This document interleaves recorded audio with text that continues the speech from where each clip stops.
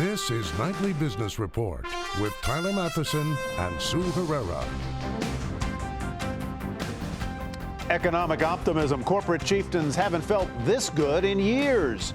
But are they ready to hire? Tech tumbles. It's been a rough run for the hottest sector of the year as investors try to figure out where the market goes next. A growing movement. They're young, they're highly educated. Some were city raised. Now, more and more millennials are becoming farmers. Those stories and more tonight on Nightly Business Report for Tuesday, December 5th. Good evening, everyone, and welcome. The U.S. economy recently posted its best growth rate in 3 years. And today, a powerful group of chief executives say they are the most optimistic that they've been in almost 6 years. Together, these CEOs lead more than 16 million employees, generate more than $7 trillion in annual revenues, and can impact investment, wages, and hiring decisions. The Business Roundtable quarterly survey shows that their outlook for sales and capital spending has improved. But despite the optimism, hiring plans eased and rising wages were cited as a top cost pressure. Bricklin Dwyer joins us now to talk more about U.S. CEO's optimistic view on the economy and whether or not he feels the same way.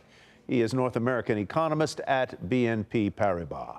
Bricklin, welcome. Good to have you with us. Are you as optimistic as these CEOs seem to be? I'm optimistic right now. We all got the holiday spirit, so we're feeling pretty good. So what is it that makes you feel good as we head into 2018? Is it tax cuts? Is it the pro-growth agenda of the administration and Congress? Is it just corporate profits rising? What? Well, I think right now, we have equity markets, which obviously are at near all-time highs and feeling pretty good. We got tax cuts on the horizon, and we're seeing quite a bit of spending as well. So things are looking good right now. I'd say that everything is lined up for things to be quite positive right now. I don't want to throw cold water on that, but is there anything that does have you concerned or that you're going to be watching out for? Well, that's a hesitation at the end of what I'm saying. It feels good right now, but all good things must come to an end. So it's a question of how long will this party keep going? And usually when we get a tax break, usually when we get an increase in pay, it's not followed by another tax break or more increases in pay. And that means that we're probably going to face some music sometime toward the end of next year. So, and what will cause that to happen? You say we will go from boom to struggle in 2019. Why? Well, I think a couple of things. Number one is that we'll have this tax cut behind us. So, we're always looking for what's the next best thing. So what's on the horizon? If we don't have another set of tax cuts ahead of us, then that's not going to make us too happy. And once we start to realize that consumers have really dipped deep into their pockets and started saving quite a bit less on the back of those increases in equity prices, we'll start to see people pulling back their spending. When they pull back their spending, then growth starts to slow and equities start to slow and becomes a pretty big circular activity of pullback. What about wages? That was one of the things cited in the report that was a concern to business owners, big and small. Well, it's a concern for business owners that they're not finding the labor that they need. They're not finding those the right matches for the jobs they have open. But for consumers, it's pretty good news. It means that they're going to get paid more for the jobs that they have. So it's good news right now that we're seeing that kind of pressure on CEOs. Their margins are getting compressed, which isn't great for equities, but it is good for the consumer right now. Of course, that, again, can't go on forever. We can't squeeze margins forever without seeing some sort of implications of that. All right, Bricklin, thank you very much. Bricklin Dwyer with BNP Paribas. On Wall Street, all of the major indexes finished lower, with the S&P 500 posting its first three-day losing streak since August. Financial stocks fell after J.P. Morgan and Bank of America said trading revenue will be lower this quarter. The Dow Jones Industrial Average dropped 109 points to 24,180. The Nasdaq was off 13. S&P 500 declined 9. In the past week or so, stocks have undergone a bit of a shift. Money moving has been moving out of some of this year's most popular sectors. So Bob Pisani takes a look at what's happening beneath the market's surface. The markets may have cheered the passage of the Senate tax bill, but this raises the question, just how far can we push this tax cut trade? Since early last week, the sectors that would see the biggest boost from tax cuts are the ones that have outperformed considerably. So 4 sectors have done very well, and they would get the biggest boost from a 20% corporate tax cut. Financial stocks, banks, energy, industrials, and telecom. They would see double-digit gains in earnings, but one sector, tech, would see almost no boost. So no surprise, banks and energy, industrials, and telecom have been big winners in the past week, and tech has been a loser.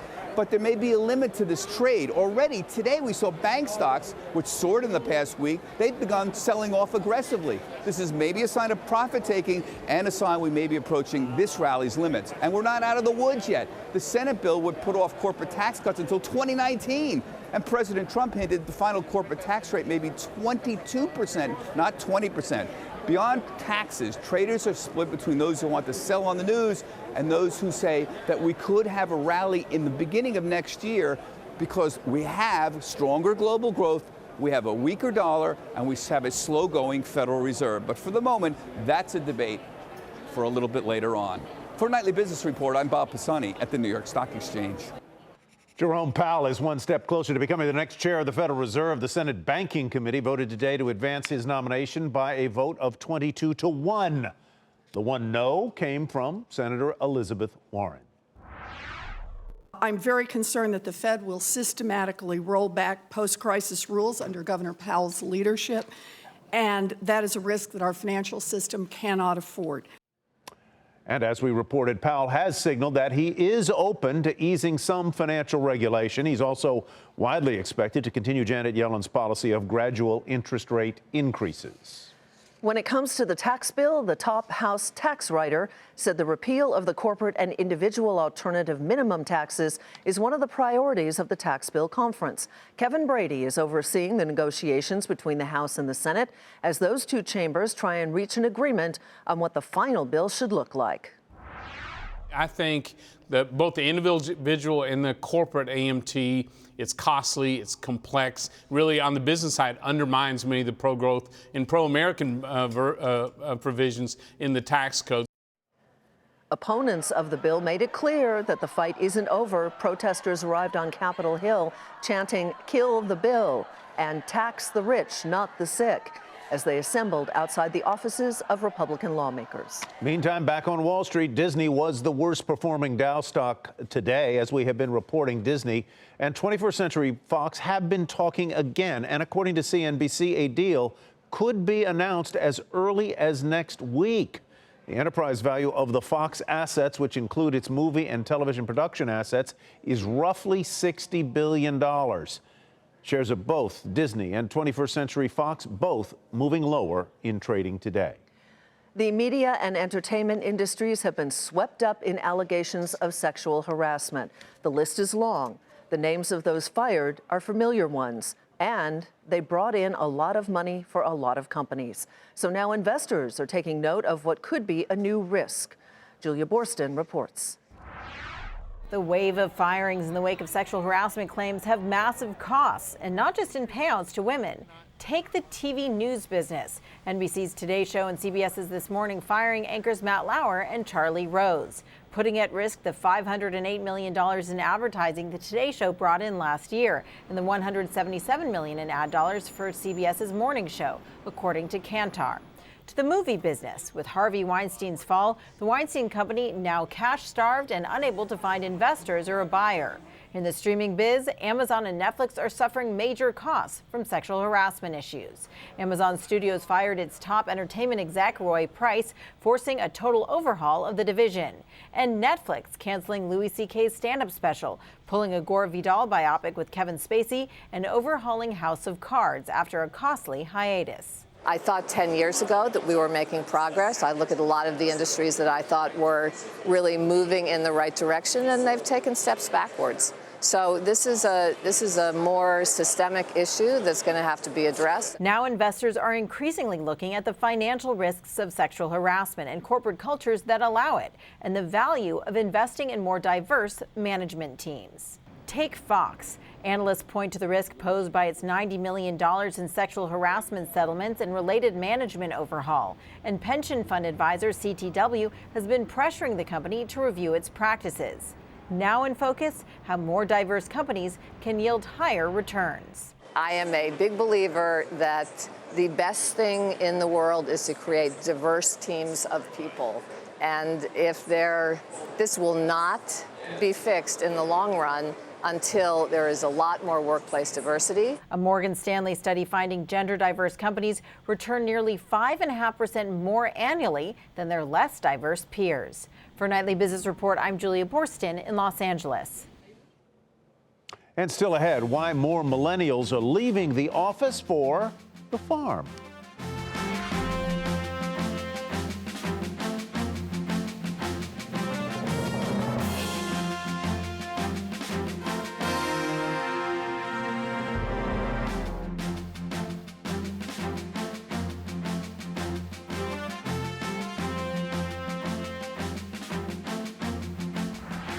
A wildfire is spreading fast north of Los Angeles. The blaze forced the evacuation of thousands of residents and business owners. Fire officials say they are facing high winds and low humidity, and that those conditions are expected to remain throughout the week. The fire comes just months after deadly fires devastated the state's northern wine country. Meantime, in Northern California, a shift is underway in farming. An increasing number of millennials are moving into the profession. They're interested in organic food, sustainable practices, and the change is making a big impact on big food companies. Aditi Roy has the story from Yolo County.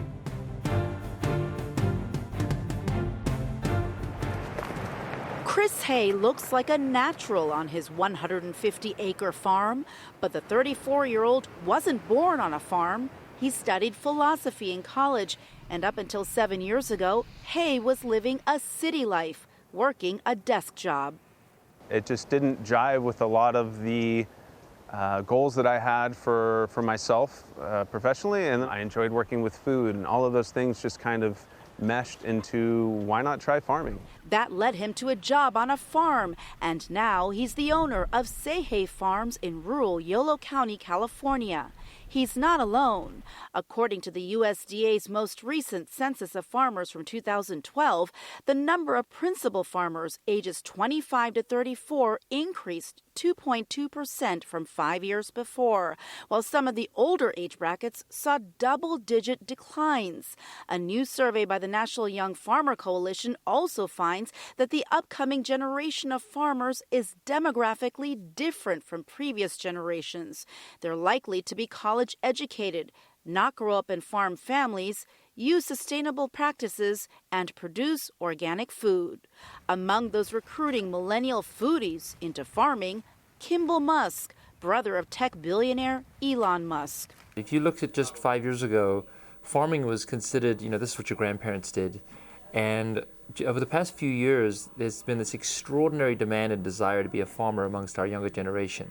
He's disrupting the food chain with a collection of locally sourced restaurants and an urban farm accelerator called Square Roots. They received 1,100 applications from millennials to launch their own farm startups. It comes from the desire to be part of the real food revolution, to grow real food for their community. It's a wonderful thing that's going on, and it's super exciting. Millennial focus on organic foods is having a real impact on business, too. Organic food sales in the U.S. totaled a record $43 billion in 2016, more than doubling since 2007. The biggest group driving those sales? Millennial parents, according to the Organic Trade Association. And in a note this year about the packaged food industry, Goldman Sachs wrote, millennial consumers should drive the entirety of the industry's growth in the next decade. For Chris Hay, using sustainable practices and producing organic food isn't a business decision. It's just the right thing to do. We're out here to help move the ball forward, and it's a whole system of change that needs to take place. Silicon Valley has also taken notice of the millennial appetite for farming. Venture capital investment into vertical or urban farms has increased from $0 invested in 2012 to more than $280 million so far this year. For Nightly Business Report, I'm Aditi Roy, Yolo County, California. Also in California, business owners in the growing marijuana industry are facing major challenges. Some might even call them potholes. The problems are coming into focus as new industry rules go into effect on January 1st. Jane Wells has our story. To understand how crazy big the legal recreational marijuana market in California might be, head 10 miles off a desert highway to an old gold rush town where the official population is listed at 6. So that was the old jail right there, and I reckon we'll make it back into a jail. But with no door on it, right? Stephen Sharon works for American Green, a company which bought the tiny tumbleweed town of Nipton near the Nevada border for $5 million with hopes of turning it into a pot paradise. They brought money into the town, which we really needed. But there are a lot of ifs here. While medical marijuana has been legal in California for decades, licenses to grow or sell recreational pot will be handed out January 1st. But 1 month out, the state hasn't even started accepting license applications, and would-be ganjapreneurs are combing through hundreds of pages of new regulations. Is California ready for January 1st? You know, who am I to say? I asked 10 people and I get 10 different answers. California authorities believe they could collect as much as $1 billion in pot taxes, and everyone wants in, even Silicon Valley.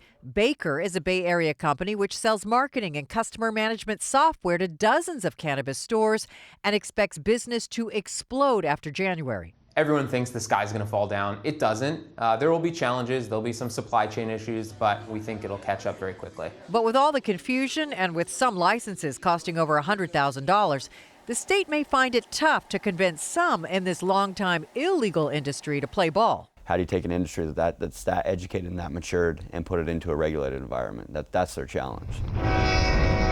Expect more than a few potholes come January. I think my biggest thing would be, and this is more like a Christmas wish, that during this time of uncertainty, we err on the side of understanding and forgiveness, and don't make an example of certain people, or, well, they were 50 yards inside. And God, that just doesn't move commerce forward. It doesn't move humanity forward. No matter what happens, California dreamin' continues in what you might call Gold Rush 2.0. For Nightly Business Report, Jane Wells, Nipton, California. Higher costs cut into profits at Toll Brothers, and that is where we begin tonight's market focus. The luxury home builder missed profit and revenue forecasts as it faced an increase in labor and raw materials expenses. The company also said new orders in the latest quarter rose at the slowest pace in 6 quarters. Shares of Toll came under pressure, down 7% at $46.93. The clothing company G3 said strong demand for brands Calvin Klein and Tommy Hilfiger helped overall profits grow and edge past expectations. Revenue also improved, and the company lifted its earnings outlook for the full year. Sales jumped 13% to close at $34.30. Meantime, Land's End swung to its first product profit in 2 years as more customers made purchases online and through the company's catalog. That demand helped offset weaker in-store sales. Land's End shares finished the day up nearly 12% to $13.20. Revance Therapeutics said its medication to treat frown lines proved to be effective during a study trial. The drug maker also said if the treatment wins approval, it would likely be the longest-lasting medication on the market. Revance investors smiled at the results, sending shares up more than 33% to $34.75. Meanwhile, Allergan, which makes Botox, saw its shares fall about 1.5% to $164.28. A trade dispute reportedly caused Boeing to lose a deal with Canada to sell that country 18 fighter jets. Reuters says Canada walked away from an agreement to buy the planes after the aerospace company took up a trade challenge against Canadian plane maker Bombardier. Canada is now said to be interested in inking a deal with Australia. Boeing shares closed down almost 1% to $275.54. The movie theater operators Regal Entertainment and Cineworld are tying the knot. We told you last week that the two were reportedly in talks. Well, today Regal agreed to sell itself to its British rival for more than $3.5 billion, creating one of the world's largest cinema operators. Regal Entertainment shares climbed 9% to $22.68. And Starbucks ordered up a Trenta in China. The coffee retailer opened a 30,000 square foot store in Shanghai. That is its biggest location anywhere. It is also the first Starbucks Reserve Roastery outside the U.S.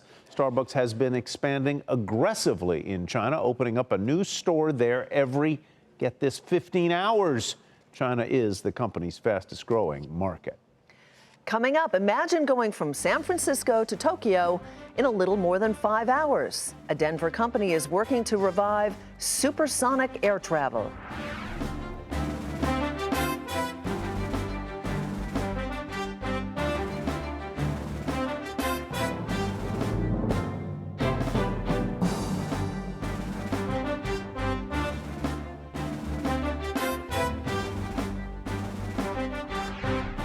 Airlines are expected to post record profits next year, according to an industry trade group.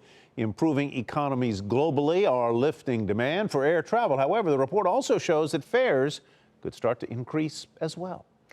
Remember the Concorde? Well, it hasn't flown since 2003, but Japan Airlines is interested in bringing back supersonic planes. In fact, it's now investing in a Colorado company developing these ultra-fast jets. How soon could they be flying? Phil LeBeau tells us when they may be ready for liftoff. This is the future, according to Boom Supersonic, a plane flying almost 1,500 miles per hour, cutting hours off of international flights. The plane is years from being built, but Japan Airlines likes its potential.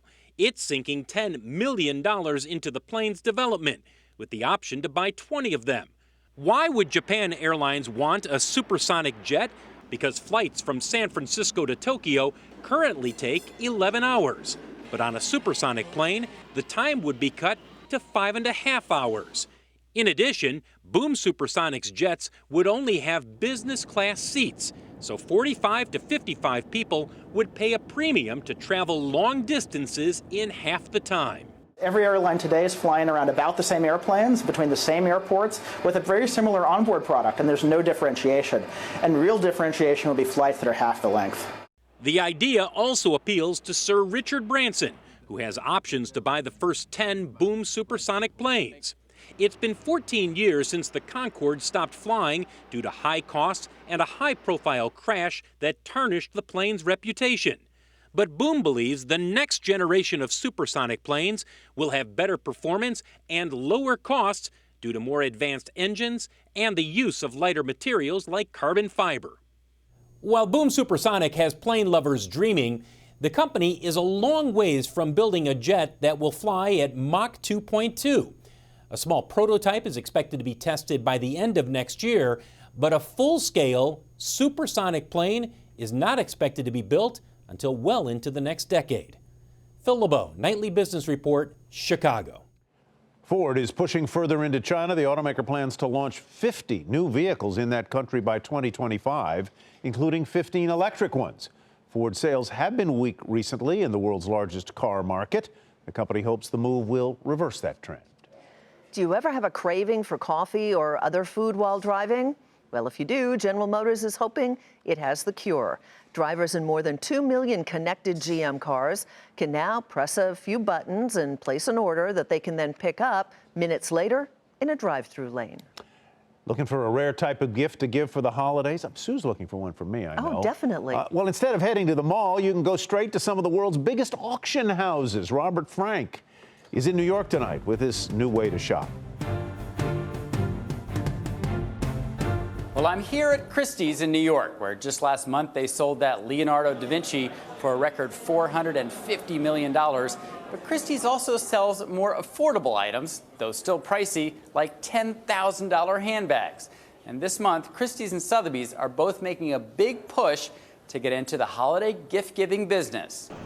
The two auction houses are expected to sell more than $150 million worth of gift-oriented luxury goods just this month, from watches and wine to handbags and jewelry.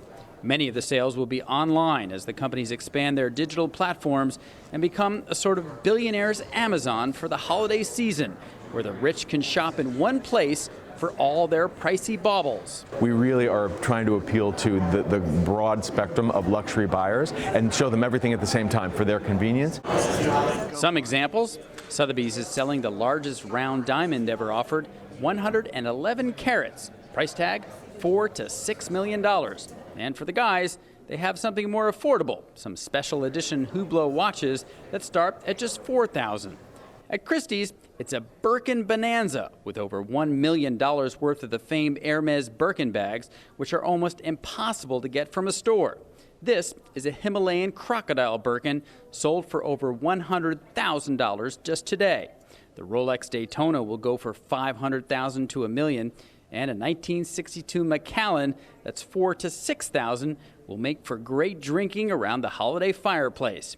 The sales highlight another trend among the wealthy, where top luxury goods, even handbags and diamond rings, are now considered collectibles, like art, that will appreciate in value over time. My tagline is that a lot of the bags that we sell are wearable works of art. So the craftsmanship that goes into them, the skill, the colors, the exotic leathers, I do think they're works of art, and I think women are starting to buy and collect them, and men, as works of art, curating their closets, having them be something they live with and really enjoy. We'll see if the Da Vinci of handbags keeps soaring in price. For Nightly Business Report, I'm Robert Frank. Your puppies would like those handbags. They would like that handbag. Oh my gosh, can you imagine? Honey, that does it for Nightly Business Report tonight. I'm Sue Herrera. Thanks for joining us. I'm Tyler Mathisen. Thanks for me as well. Have a great evening, everybody, and we'll see you back here tomorrow. Bye.